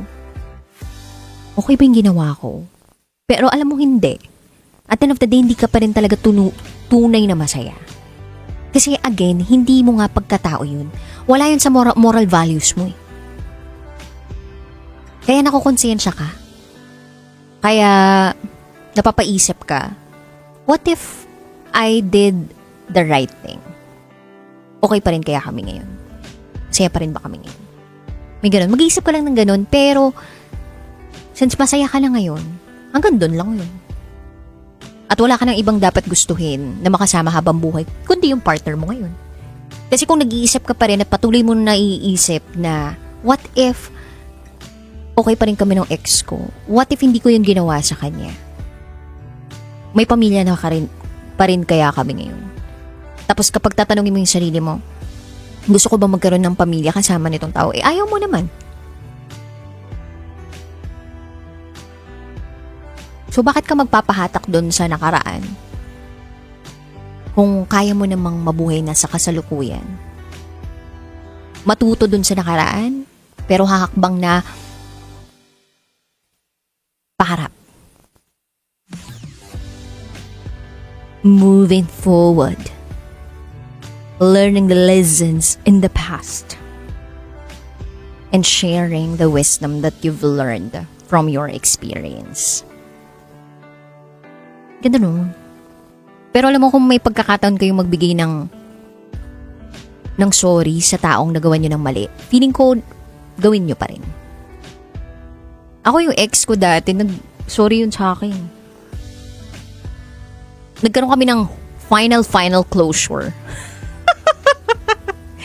Tapos sabi ko sa kanya, bibigyan kita ng libro ko nung Rocky Secret Files. Nandun yung kwento natin.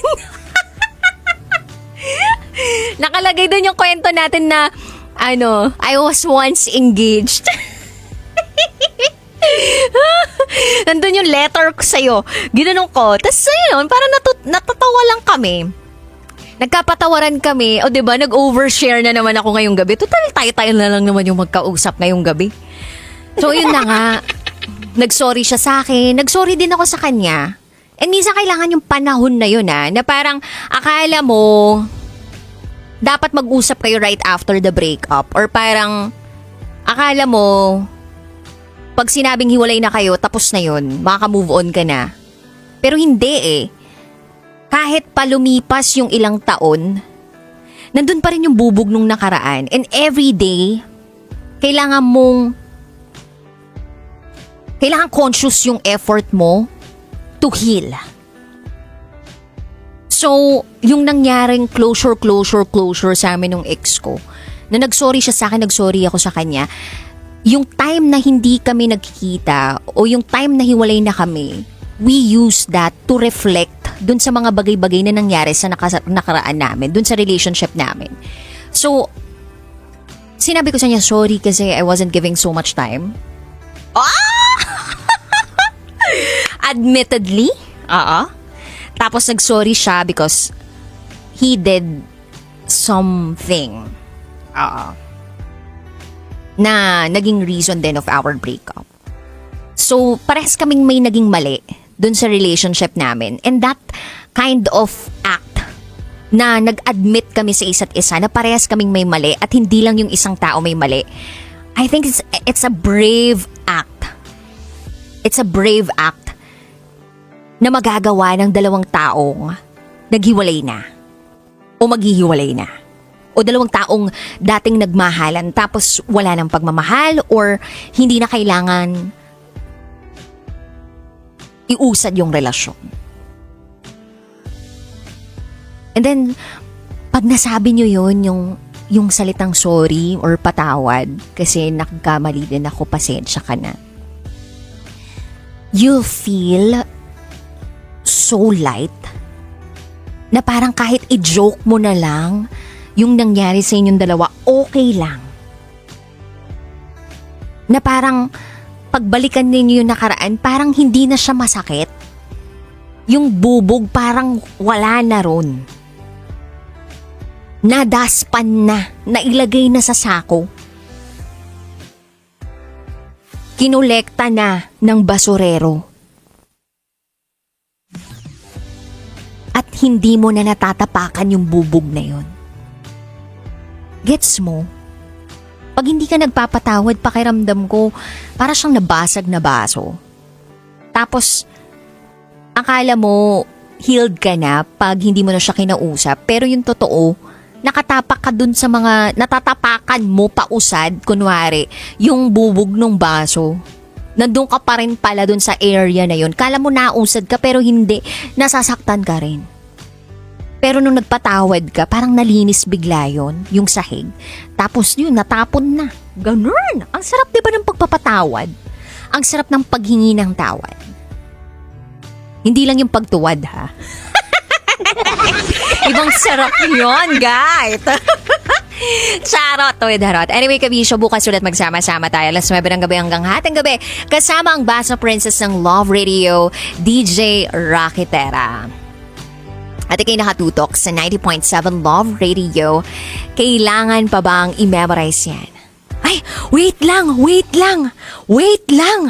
Nag-reply! Oh my gosh!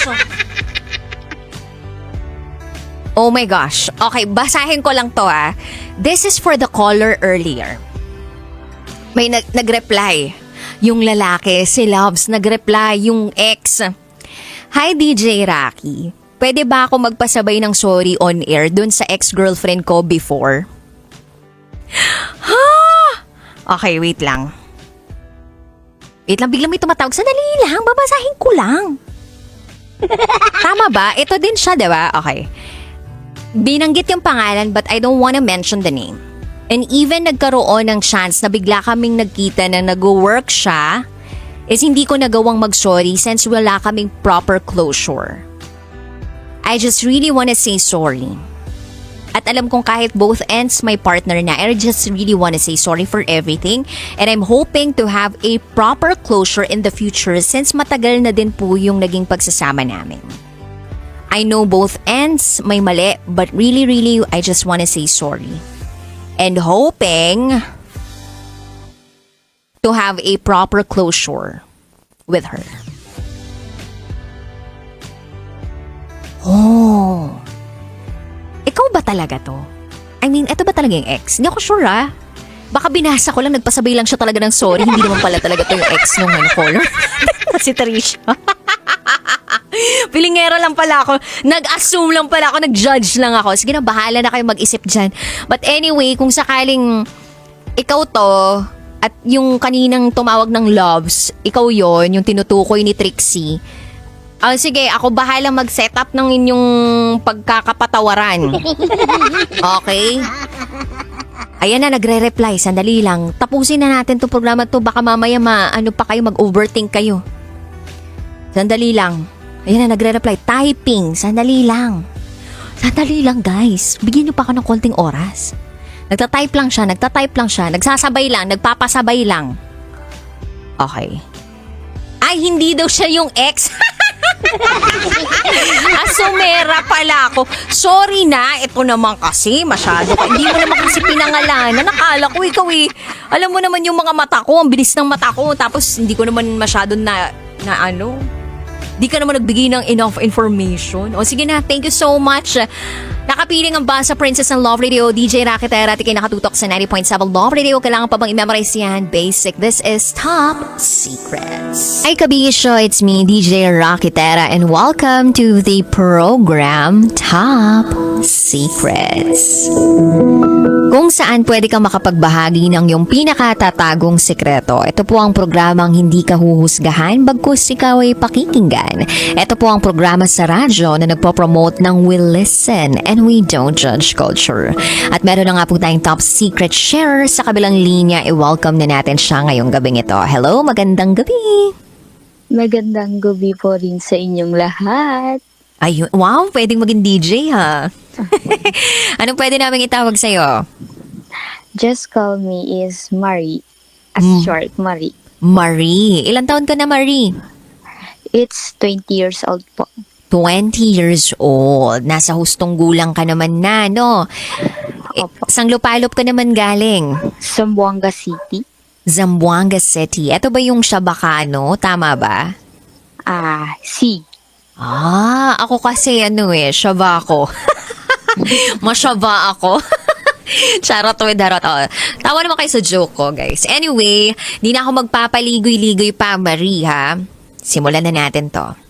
Marie, 20 years old from Zamboanga City. Ano ang top secret mo?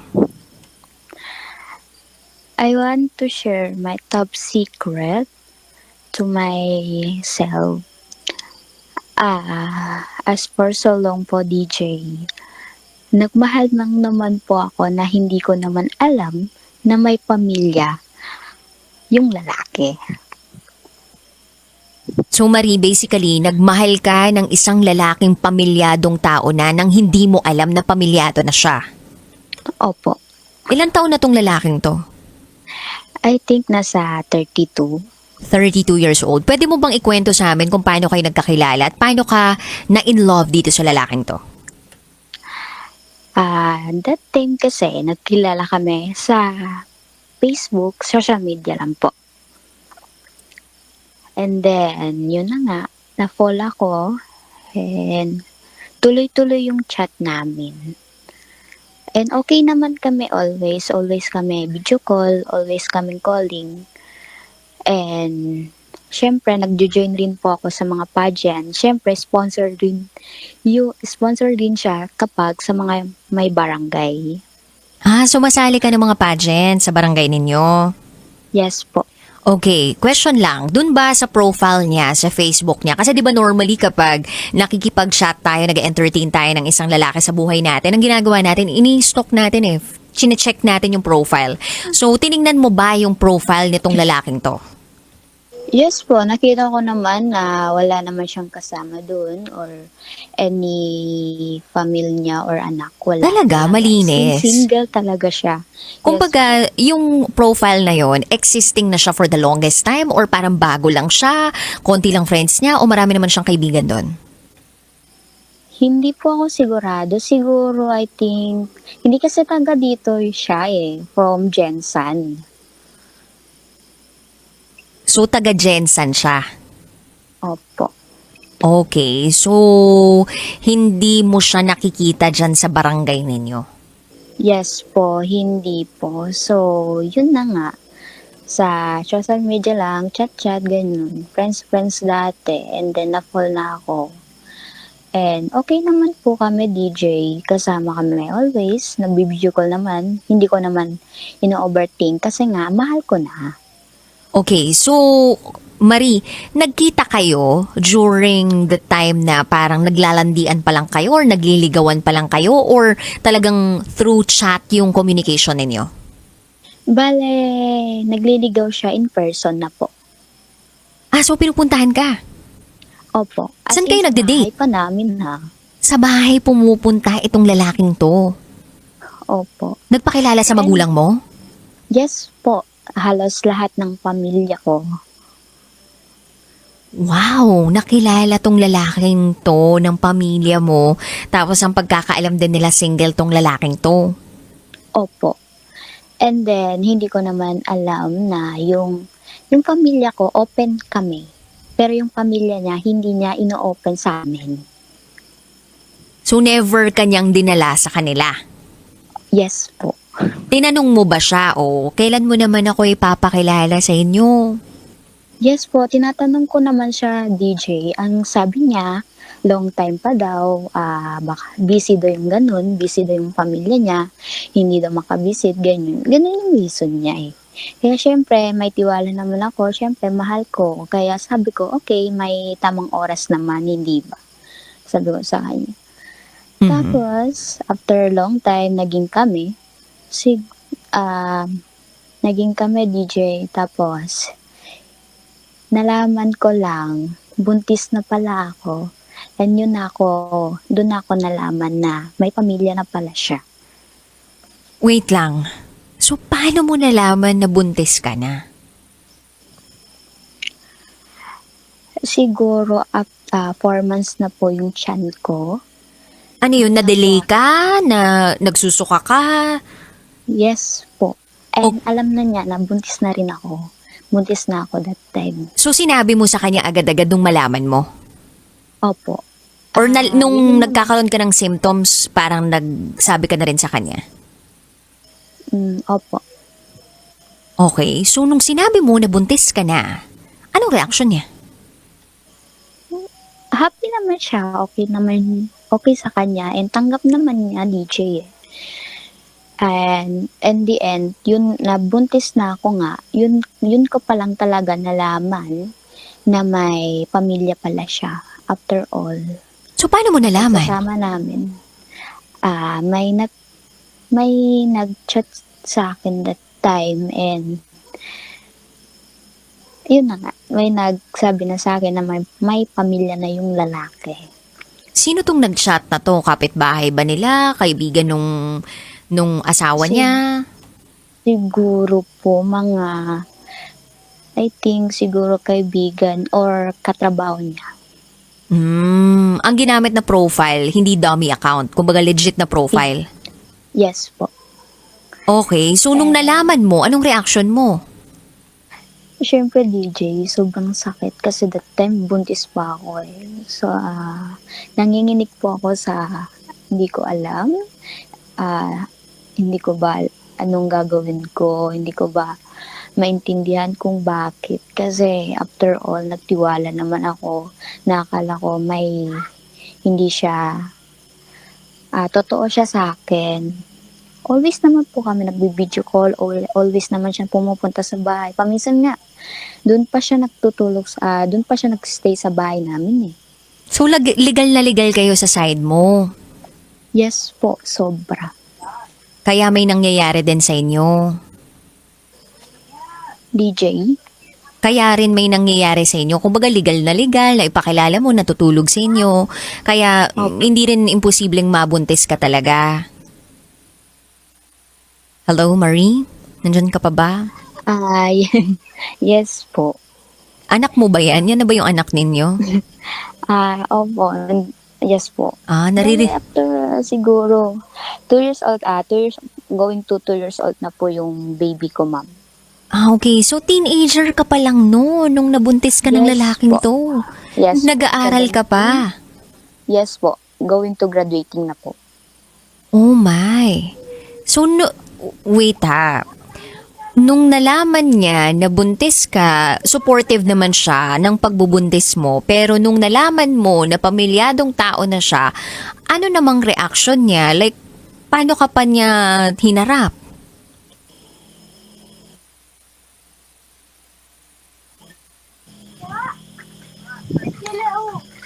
Marie, paano ka hinarap nitong lalaking to nung nalaman mo nga na pamilyadong tao siya?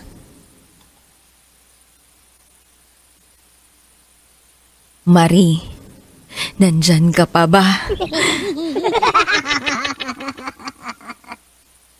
Reconnecting, connection lost. Nag-update lang sa inyo guys ha. Okay, antabayan na natin muna ang pagre-reconnect ng internet ni Marie sa kanilang bahay. Marie, aantayin ka namin kahit hanggang alauna pa to.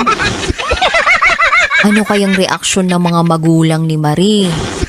Ano naman kaya ang reaksyon nung lalaki nung malaman ni Marie na pamilyadong tao siya? Like, pinanagutan niya pa rin kaya itong si Marie? O goodbye na kasi nakuha na yung gusto? Diyos ko. Sino ba naman din kasing hindi maniniwala sa ganong klaseng lalaki? Niligawan ka sa bahay. Pag niligawan ka sa bahay, ay, nakakalaglag ng panty yun. Tsaka para sa mga magulang, okay yun. Magandang senyales yun na matino yung lalaki kapag niligawan ka sa bahay, hindi ka niligawan sa kalsada. Nagpapakita. Tapos eventually, malalaman may asawa pala. Naku, hindi pala lahat ng mga nanliligaw sa bahay, ibig sabihin matino, no? Yung iba, tirador lang pala ng bata. Kaloka. Ayan, sinusubukan na po nating tawagan si Marie. Baka sakaling mag-reconnect na siya sa kanyang internet. Malakas na ang internet niya. Nakikita ko naman na mayroon green sign yung kanyang Viber account. Online naman siya. Pero yung status lang talaga and yung level of connection niya hindi masyadong matatag. Tulad na lang nung lalaki. Pakilala sa kanya. Ayan, wait lang. Last na to. Pag hindi pa natin na-contact si Marie, tapusin na natin to, ha? Marie, nasan ka na?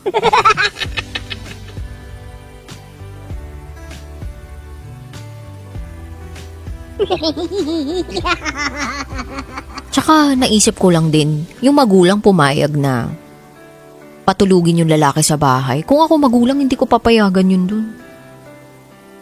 Gumastos ka, uy. Charot to darot. Hindi, biro lang. Pero kung teenager pa yung anak ko, tapos hindi pa siya nagtatrabaho, pamamahay ko yun, ay, hindi pwede sa akin na yung lalaki matutulog dun. Never kang makakatapak dun sa hagdan namin papaakyat ng kwarto ng anak ko. Ganun ako.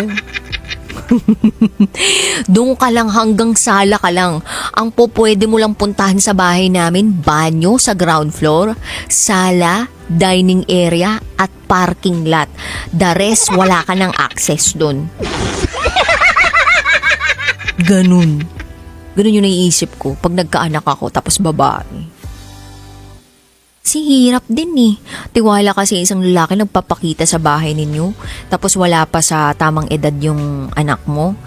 Tapos hindi pa siya nagtatrabaho. Okay lang kung nagtatrabaho na siya ng mga 5 years siguro. Medyo tanggap-tanggap mo na eh. Kasi baka mamaya naman tumanda ng matandang dalaga yung anak mo, 'di ba? Kumbaga, nakaligtas nga siya sa teenage pregnancy pero sa pagiging matandang dalaga, hindi. Baka mamaya umabot ng 40, di pa rin nakakaano, diba? Sisi mo din yun. Marie, nasan ka na? Late na pumasok yung ibang nanonood. Marie! Marie, nandiyan ka na ba? Nandito na ako. Ayun, Marie, ano na nangyari sa'yo? Bakit nag-internet connection loss ka? Nawala yung signal, ma'am. Ano, wala. Ayan. Ang dami naming tanong, pinag-usapan ka na namin. Ito yung mga tanong namin na naiwan kanina. Nasaan ba ako natapos kanina dun sa tanong ko sa'yo? Ang tanong ko sa'yo, anong reaksyon nung lalaki nung nalaman niyang buntis ka? Pananagutan ka daw ba niya? Kumbaga, anong reaksyon nung lalaki? Wait lang, fast forward na tayo ha. Mali yung naibalik ko eh. Anong reaksyon nung lalaki nung nalaman mo at alam na niya na alam mo na pamilyadong tao siya? Na-disappoint siya. Kanino? Blind. At saan? Blind siya. Ano? Na blind. What do you mean by na blind? Nabulag? Parang hindi niya alam anong gagawin niya. Kasi nahuli siya, ganon? So, hindi niya alam kung anong gagawin niya. Meron ba siyang sinabi sa'yo na, panagutan kita, huwag kang mag-alala, may ganon ba siya? Meron naman po. Sinabi niya naman sa akin na pa-suportahan niya daw yung bata. Sinusuportahan ka ba niya hanggang ngayon?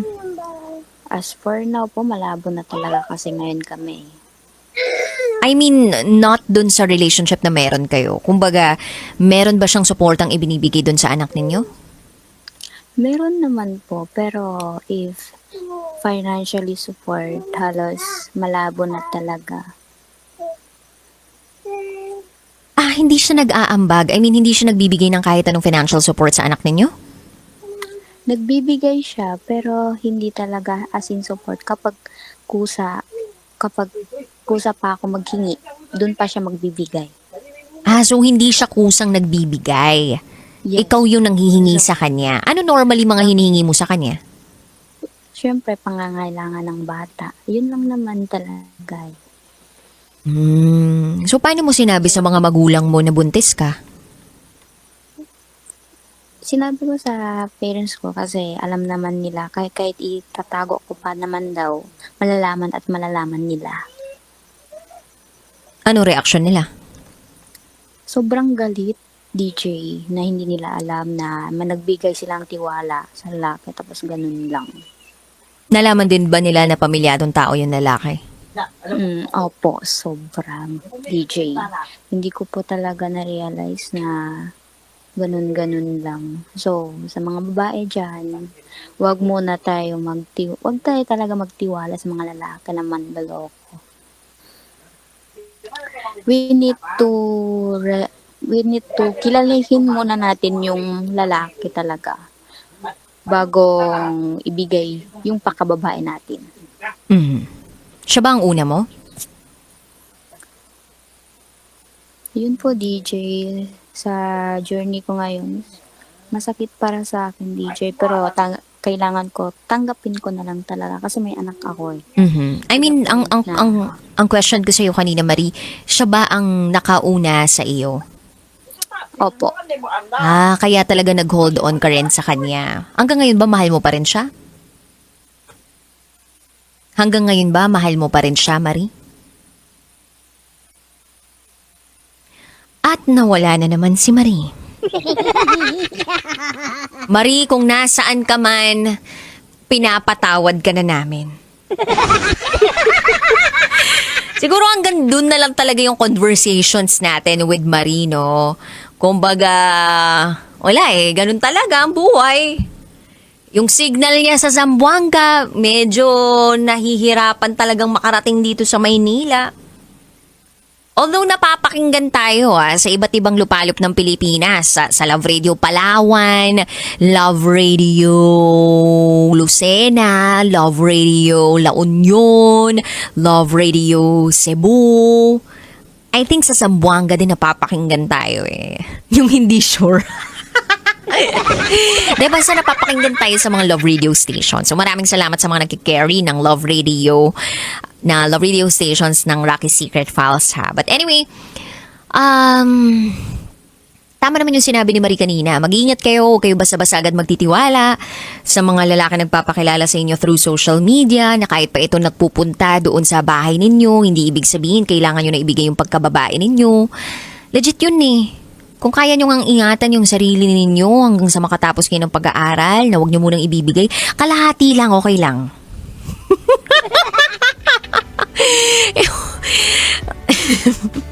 Okay yun, kasi safe ka doon, fast ka doon.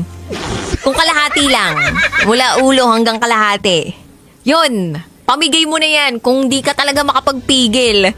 Sorry po sinasabi ko to but this is the reality of life. May mga pagkakataon talaga na parang tempting eh.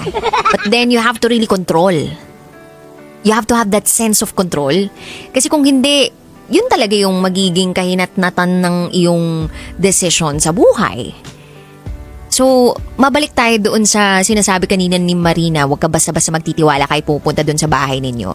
Legit po yun. Lalo na kung ikaw ay hindi pa nakaka-graduate. Kaya nga, may mga magulang talaga na mahigpit sa anak nila na hindi basta-basta nagpapaligaw o pumapayag na magpaligaw yung anak nila na babae dun sa lalaki kapag hindi pa tapos ng pag-aaral. Kasi nga, kailangan gamitin ng bata o ng estudyante yung oras na yun para makapag-aral siya. Kapag ikaw binigyan ka ng oportunidad ng mga magulang mo para makapag-aral ka, gamitin mo yung oportunidad na yun. Konting panahon lang yun. What is 20 years? 20 years of your life, mag-aral ka. Tapos tsaka mo na pag-aralan yung katawan ng ibang tao. Or napag-aaralan din naman yun sa science, sa biology, and chemistry and physics. Pwede, di ba? Lahat ng science subjects. Tapos yung home economics, yan. O kaya TLE, napagdidiskusyonan yan doon, 'di ba? Paano maging maayos na human being, ganyan, values education, Gamitin mo muna yung oras na inilaan ng magulang mo para makapag-aral ka. Tapos kapag nagkatrabaho ka na, kaya mo na yung sarili mo, kaya mo nang magdesisyon talaga para sa sarili mo kahit papano, mabibili mo na yung gusto mo na kung sakaling maibibigay mo yung sarili mo sa taong mahal mo at nagmamahal sa'yo, edi okay. Kasi at least, meron kang maipupundar. Kung sakaling mang magkaroon ka ng responsibilidad, hindi mo tatakbuhan at hindi ka matatakot. Pwedeng matakot, pwedeng mag-alala, pero kakayanin. Mahirap, pero kayang-kaya. Ang pinakamahirap kasi dito yung may mga nasirang pangarap. Yung parang ang dami mo pang pangarap para sa sarili mo. Like, gusto mo makatapos ng pag-aaral, gusto mo magkaroon ng magandang trabaho. Pero dahil sa naibigay mo yung sarili mo sa maling tao na hindi mo inaakalang mali na tao para sa'yo, o dahil napaaga ka ng pagbibigay ng sarili mo sa tao, gumuho na yung pangarap mo. Hindi na siya nagtugma dun sa na-visualize mo, na timeline mo sa buhay. But that is completely okay. Lalong-lalo na kung kaya mo namang mag-bounce back. Lalong-lalo na kung hindi mo gagamitin yung nangyari sa'yo para hindi na umusad. Kung gagamitin mo ito para ikaw ay umusad sa buhay at magkaroon pa ng mas matinding passion at drive, kasipagan, pagtsatsaga sa buhay, go ahead. Gamitin mo yung mga karanasan mo at yung mga naging desisyon mo ng padalos-dalos dati into a strength, advantage sa kasalukuyan. Kasi doon naman tayo matututo eh. Well, nangyari na yung nangyari. Anak na sila. Anak na siya kasi siya na lang naman talaga yung nagpapakain halos.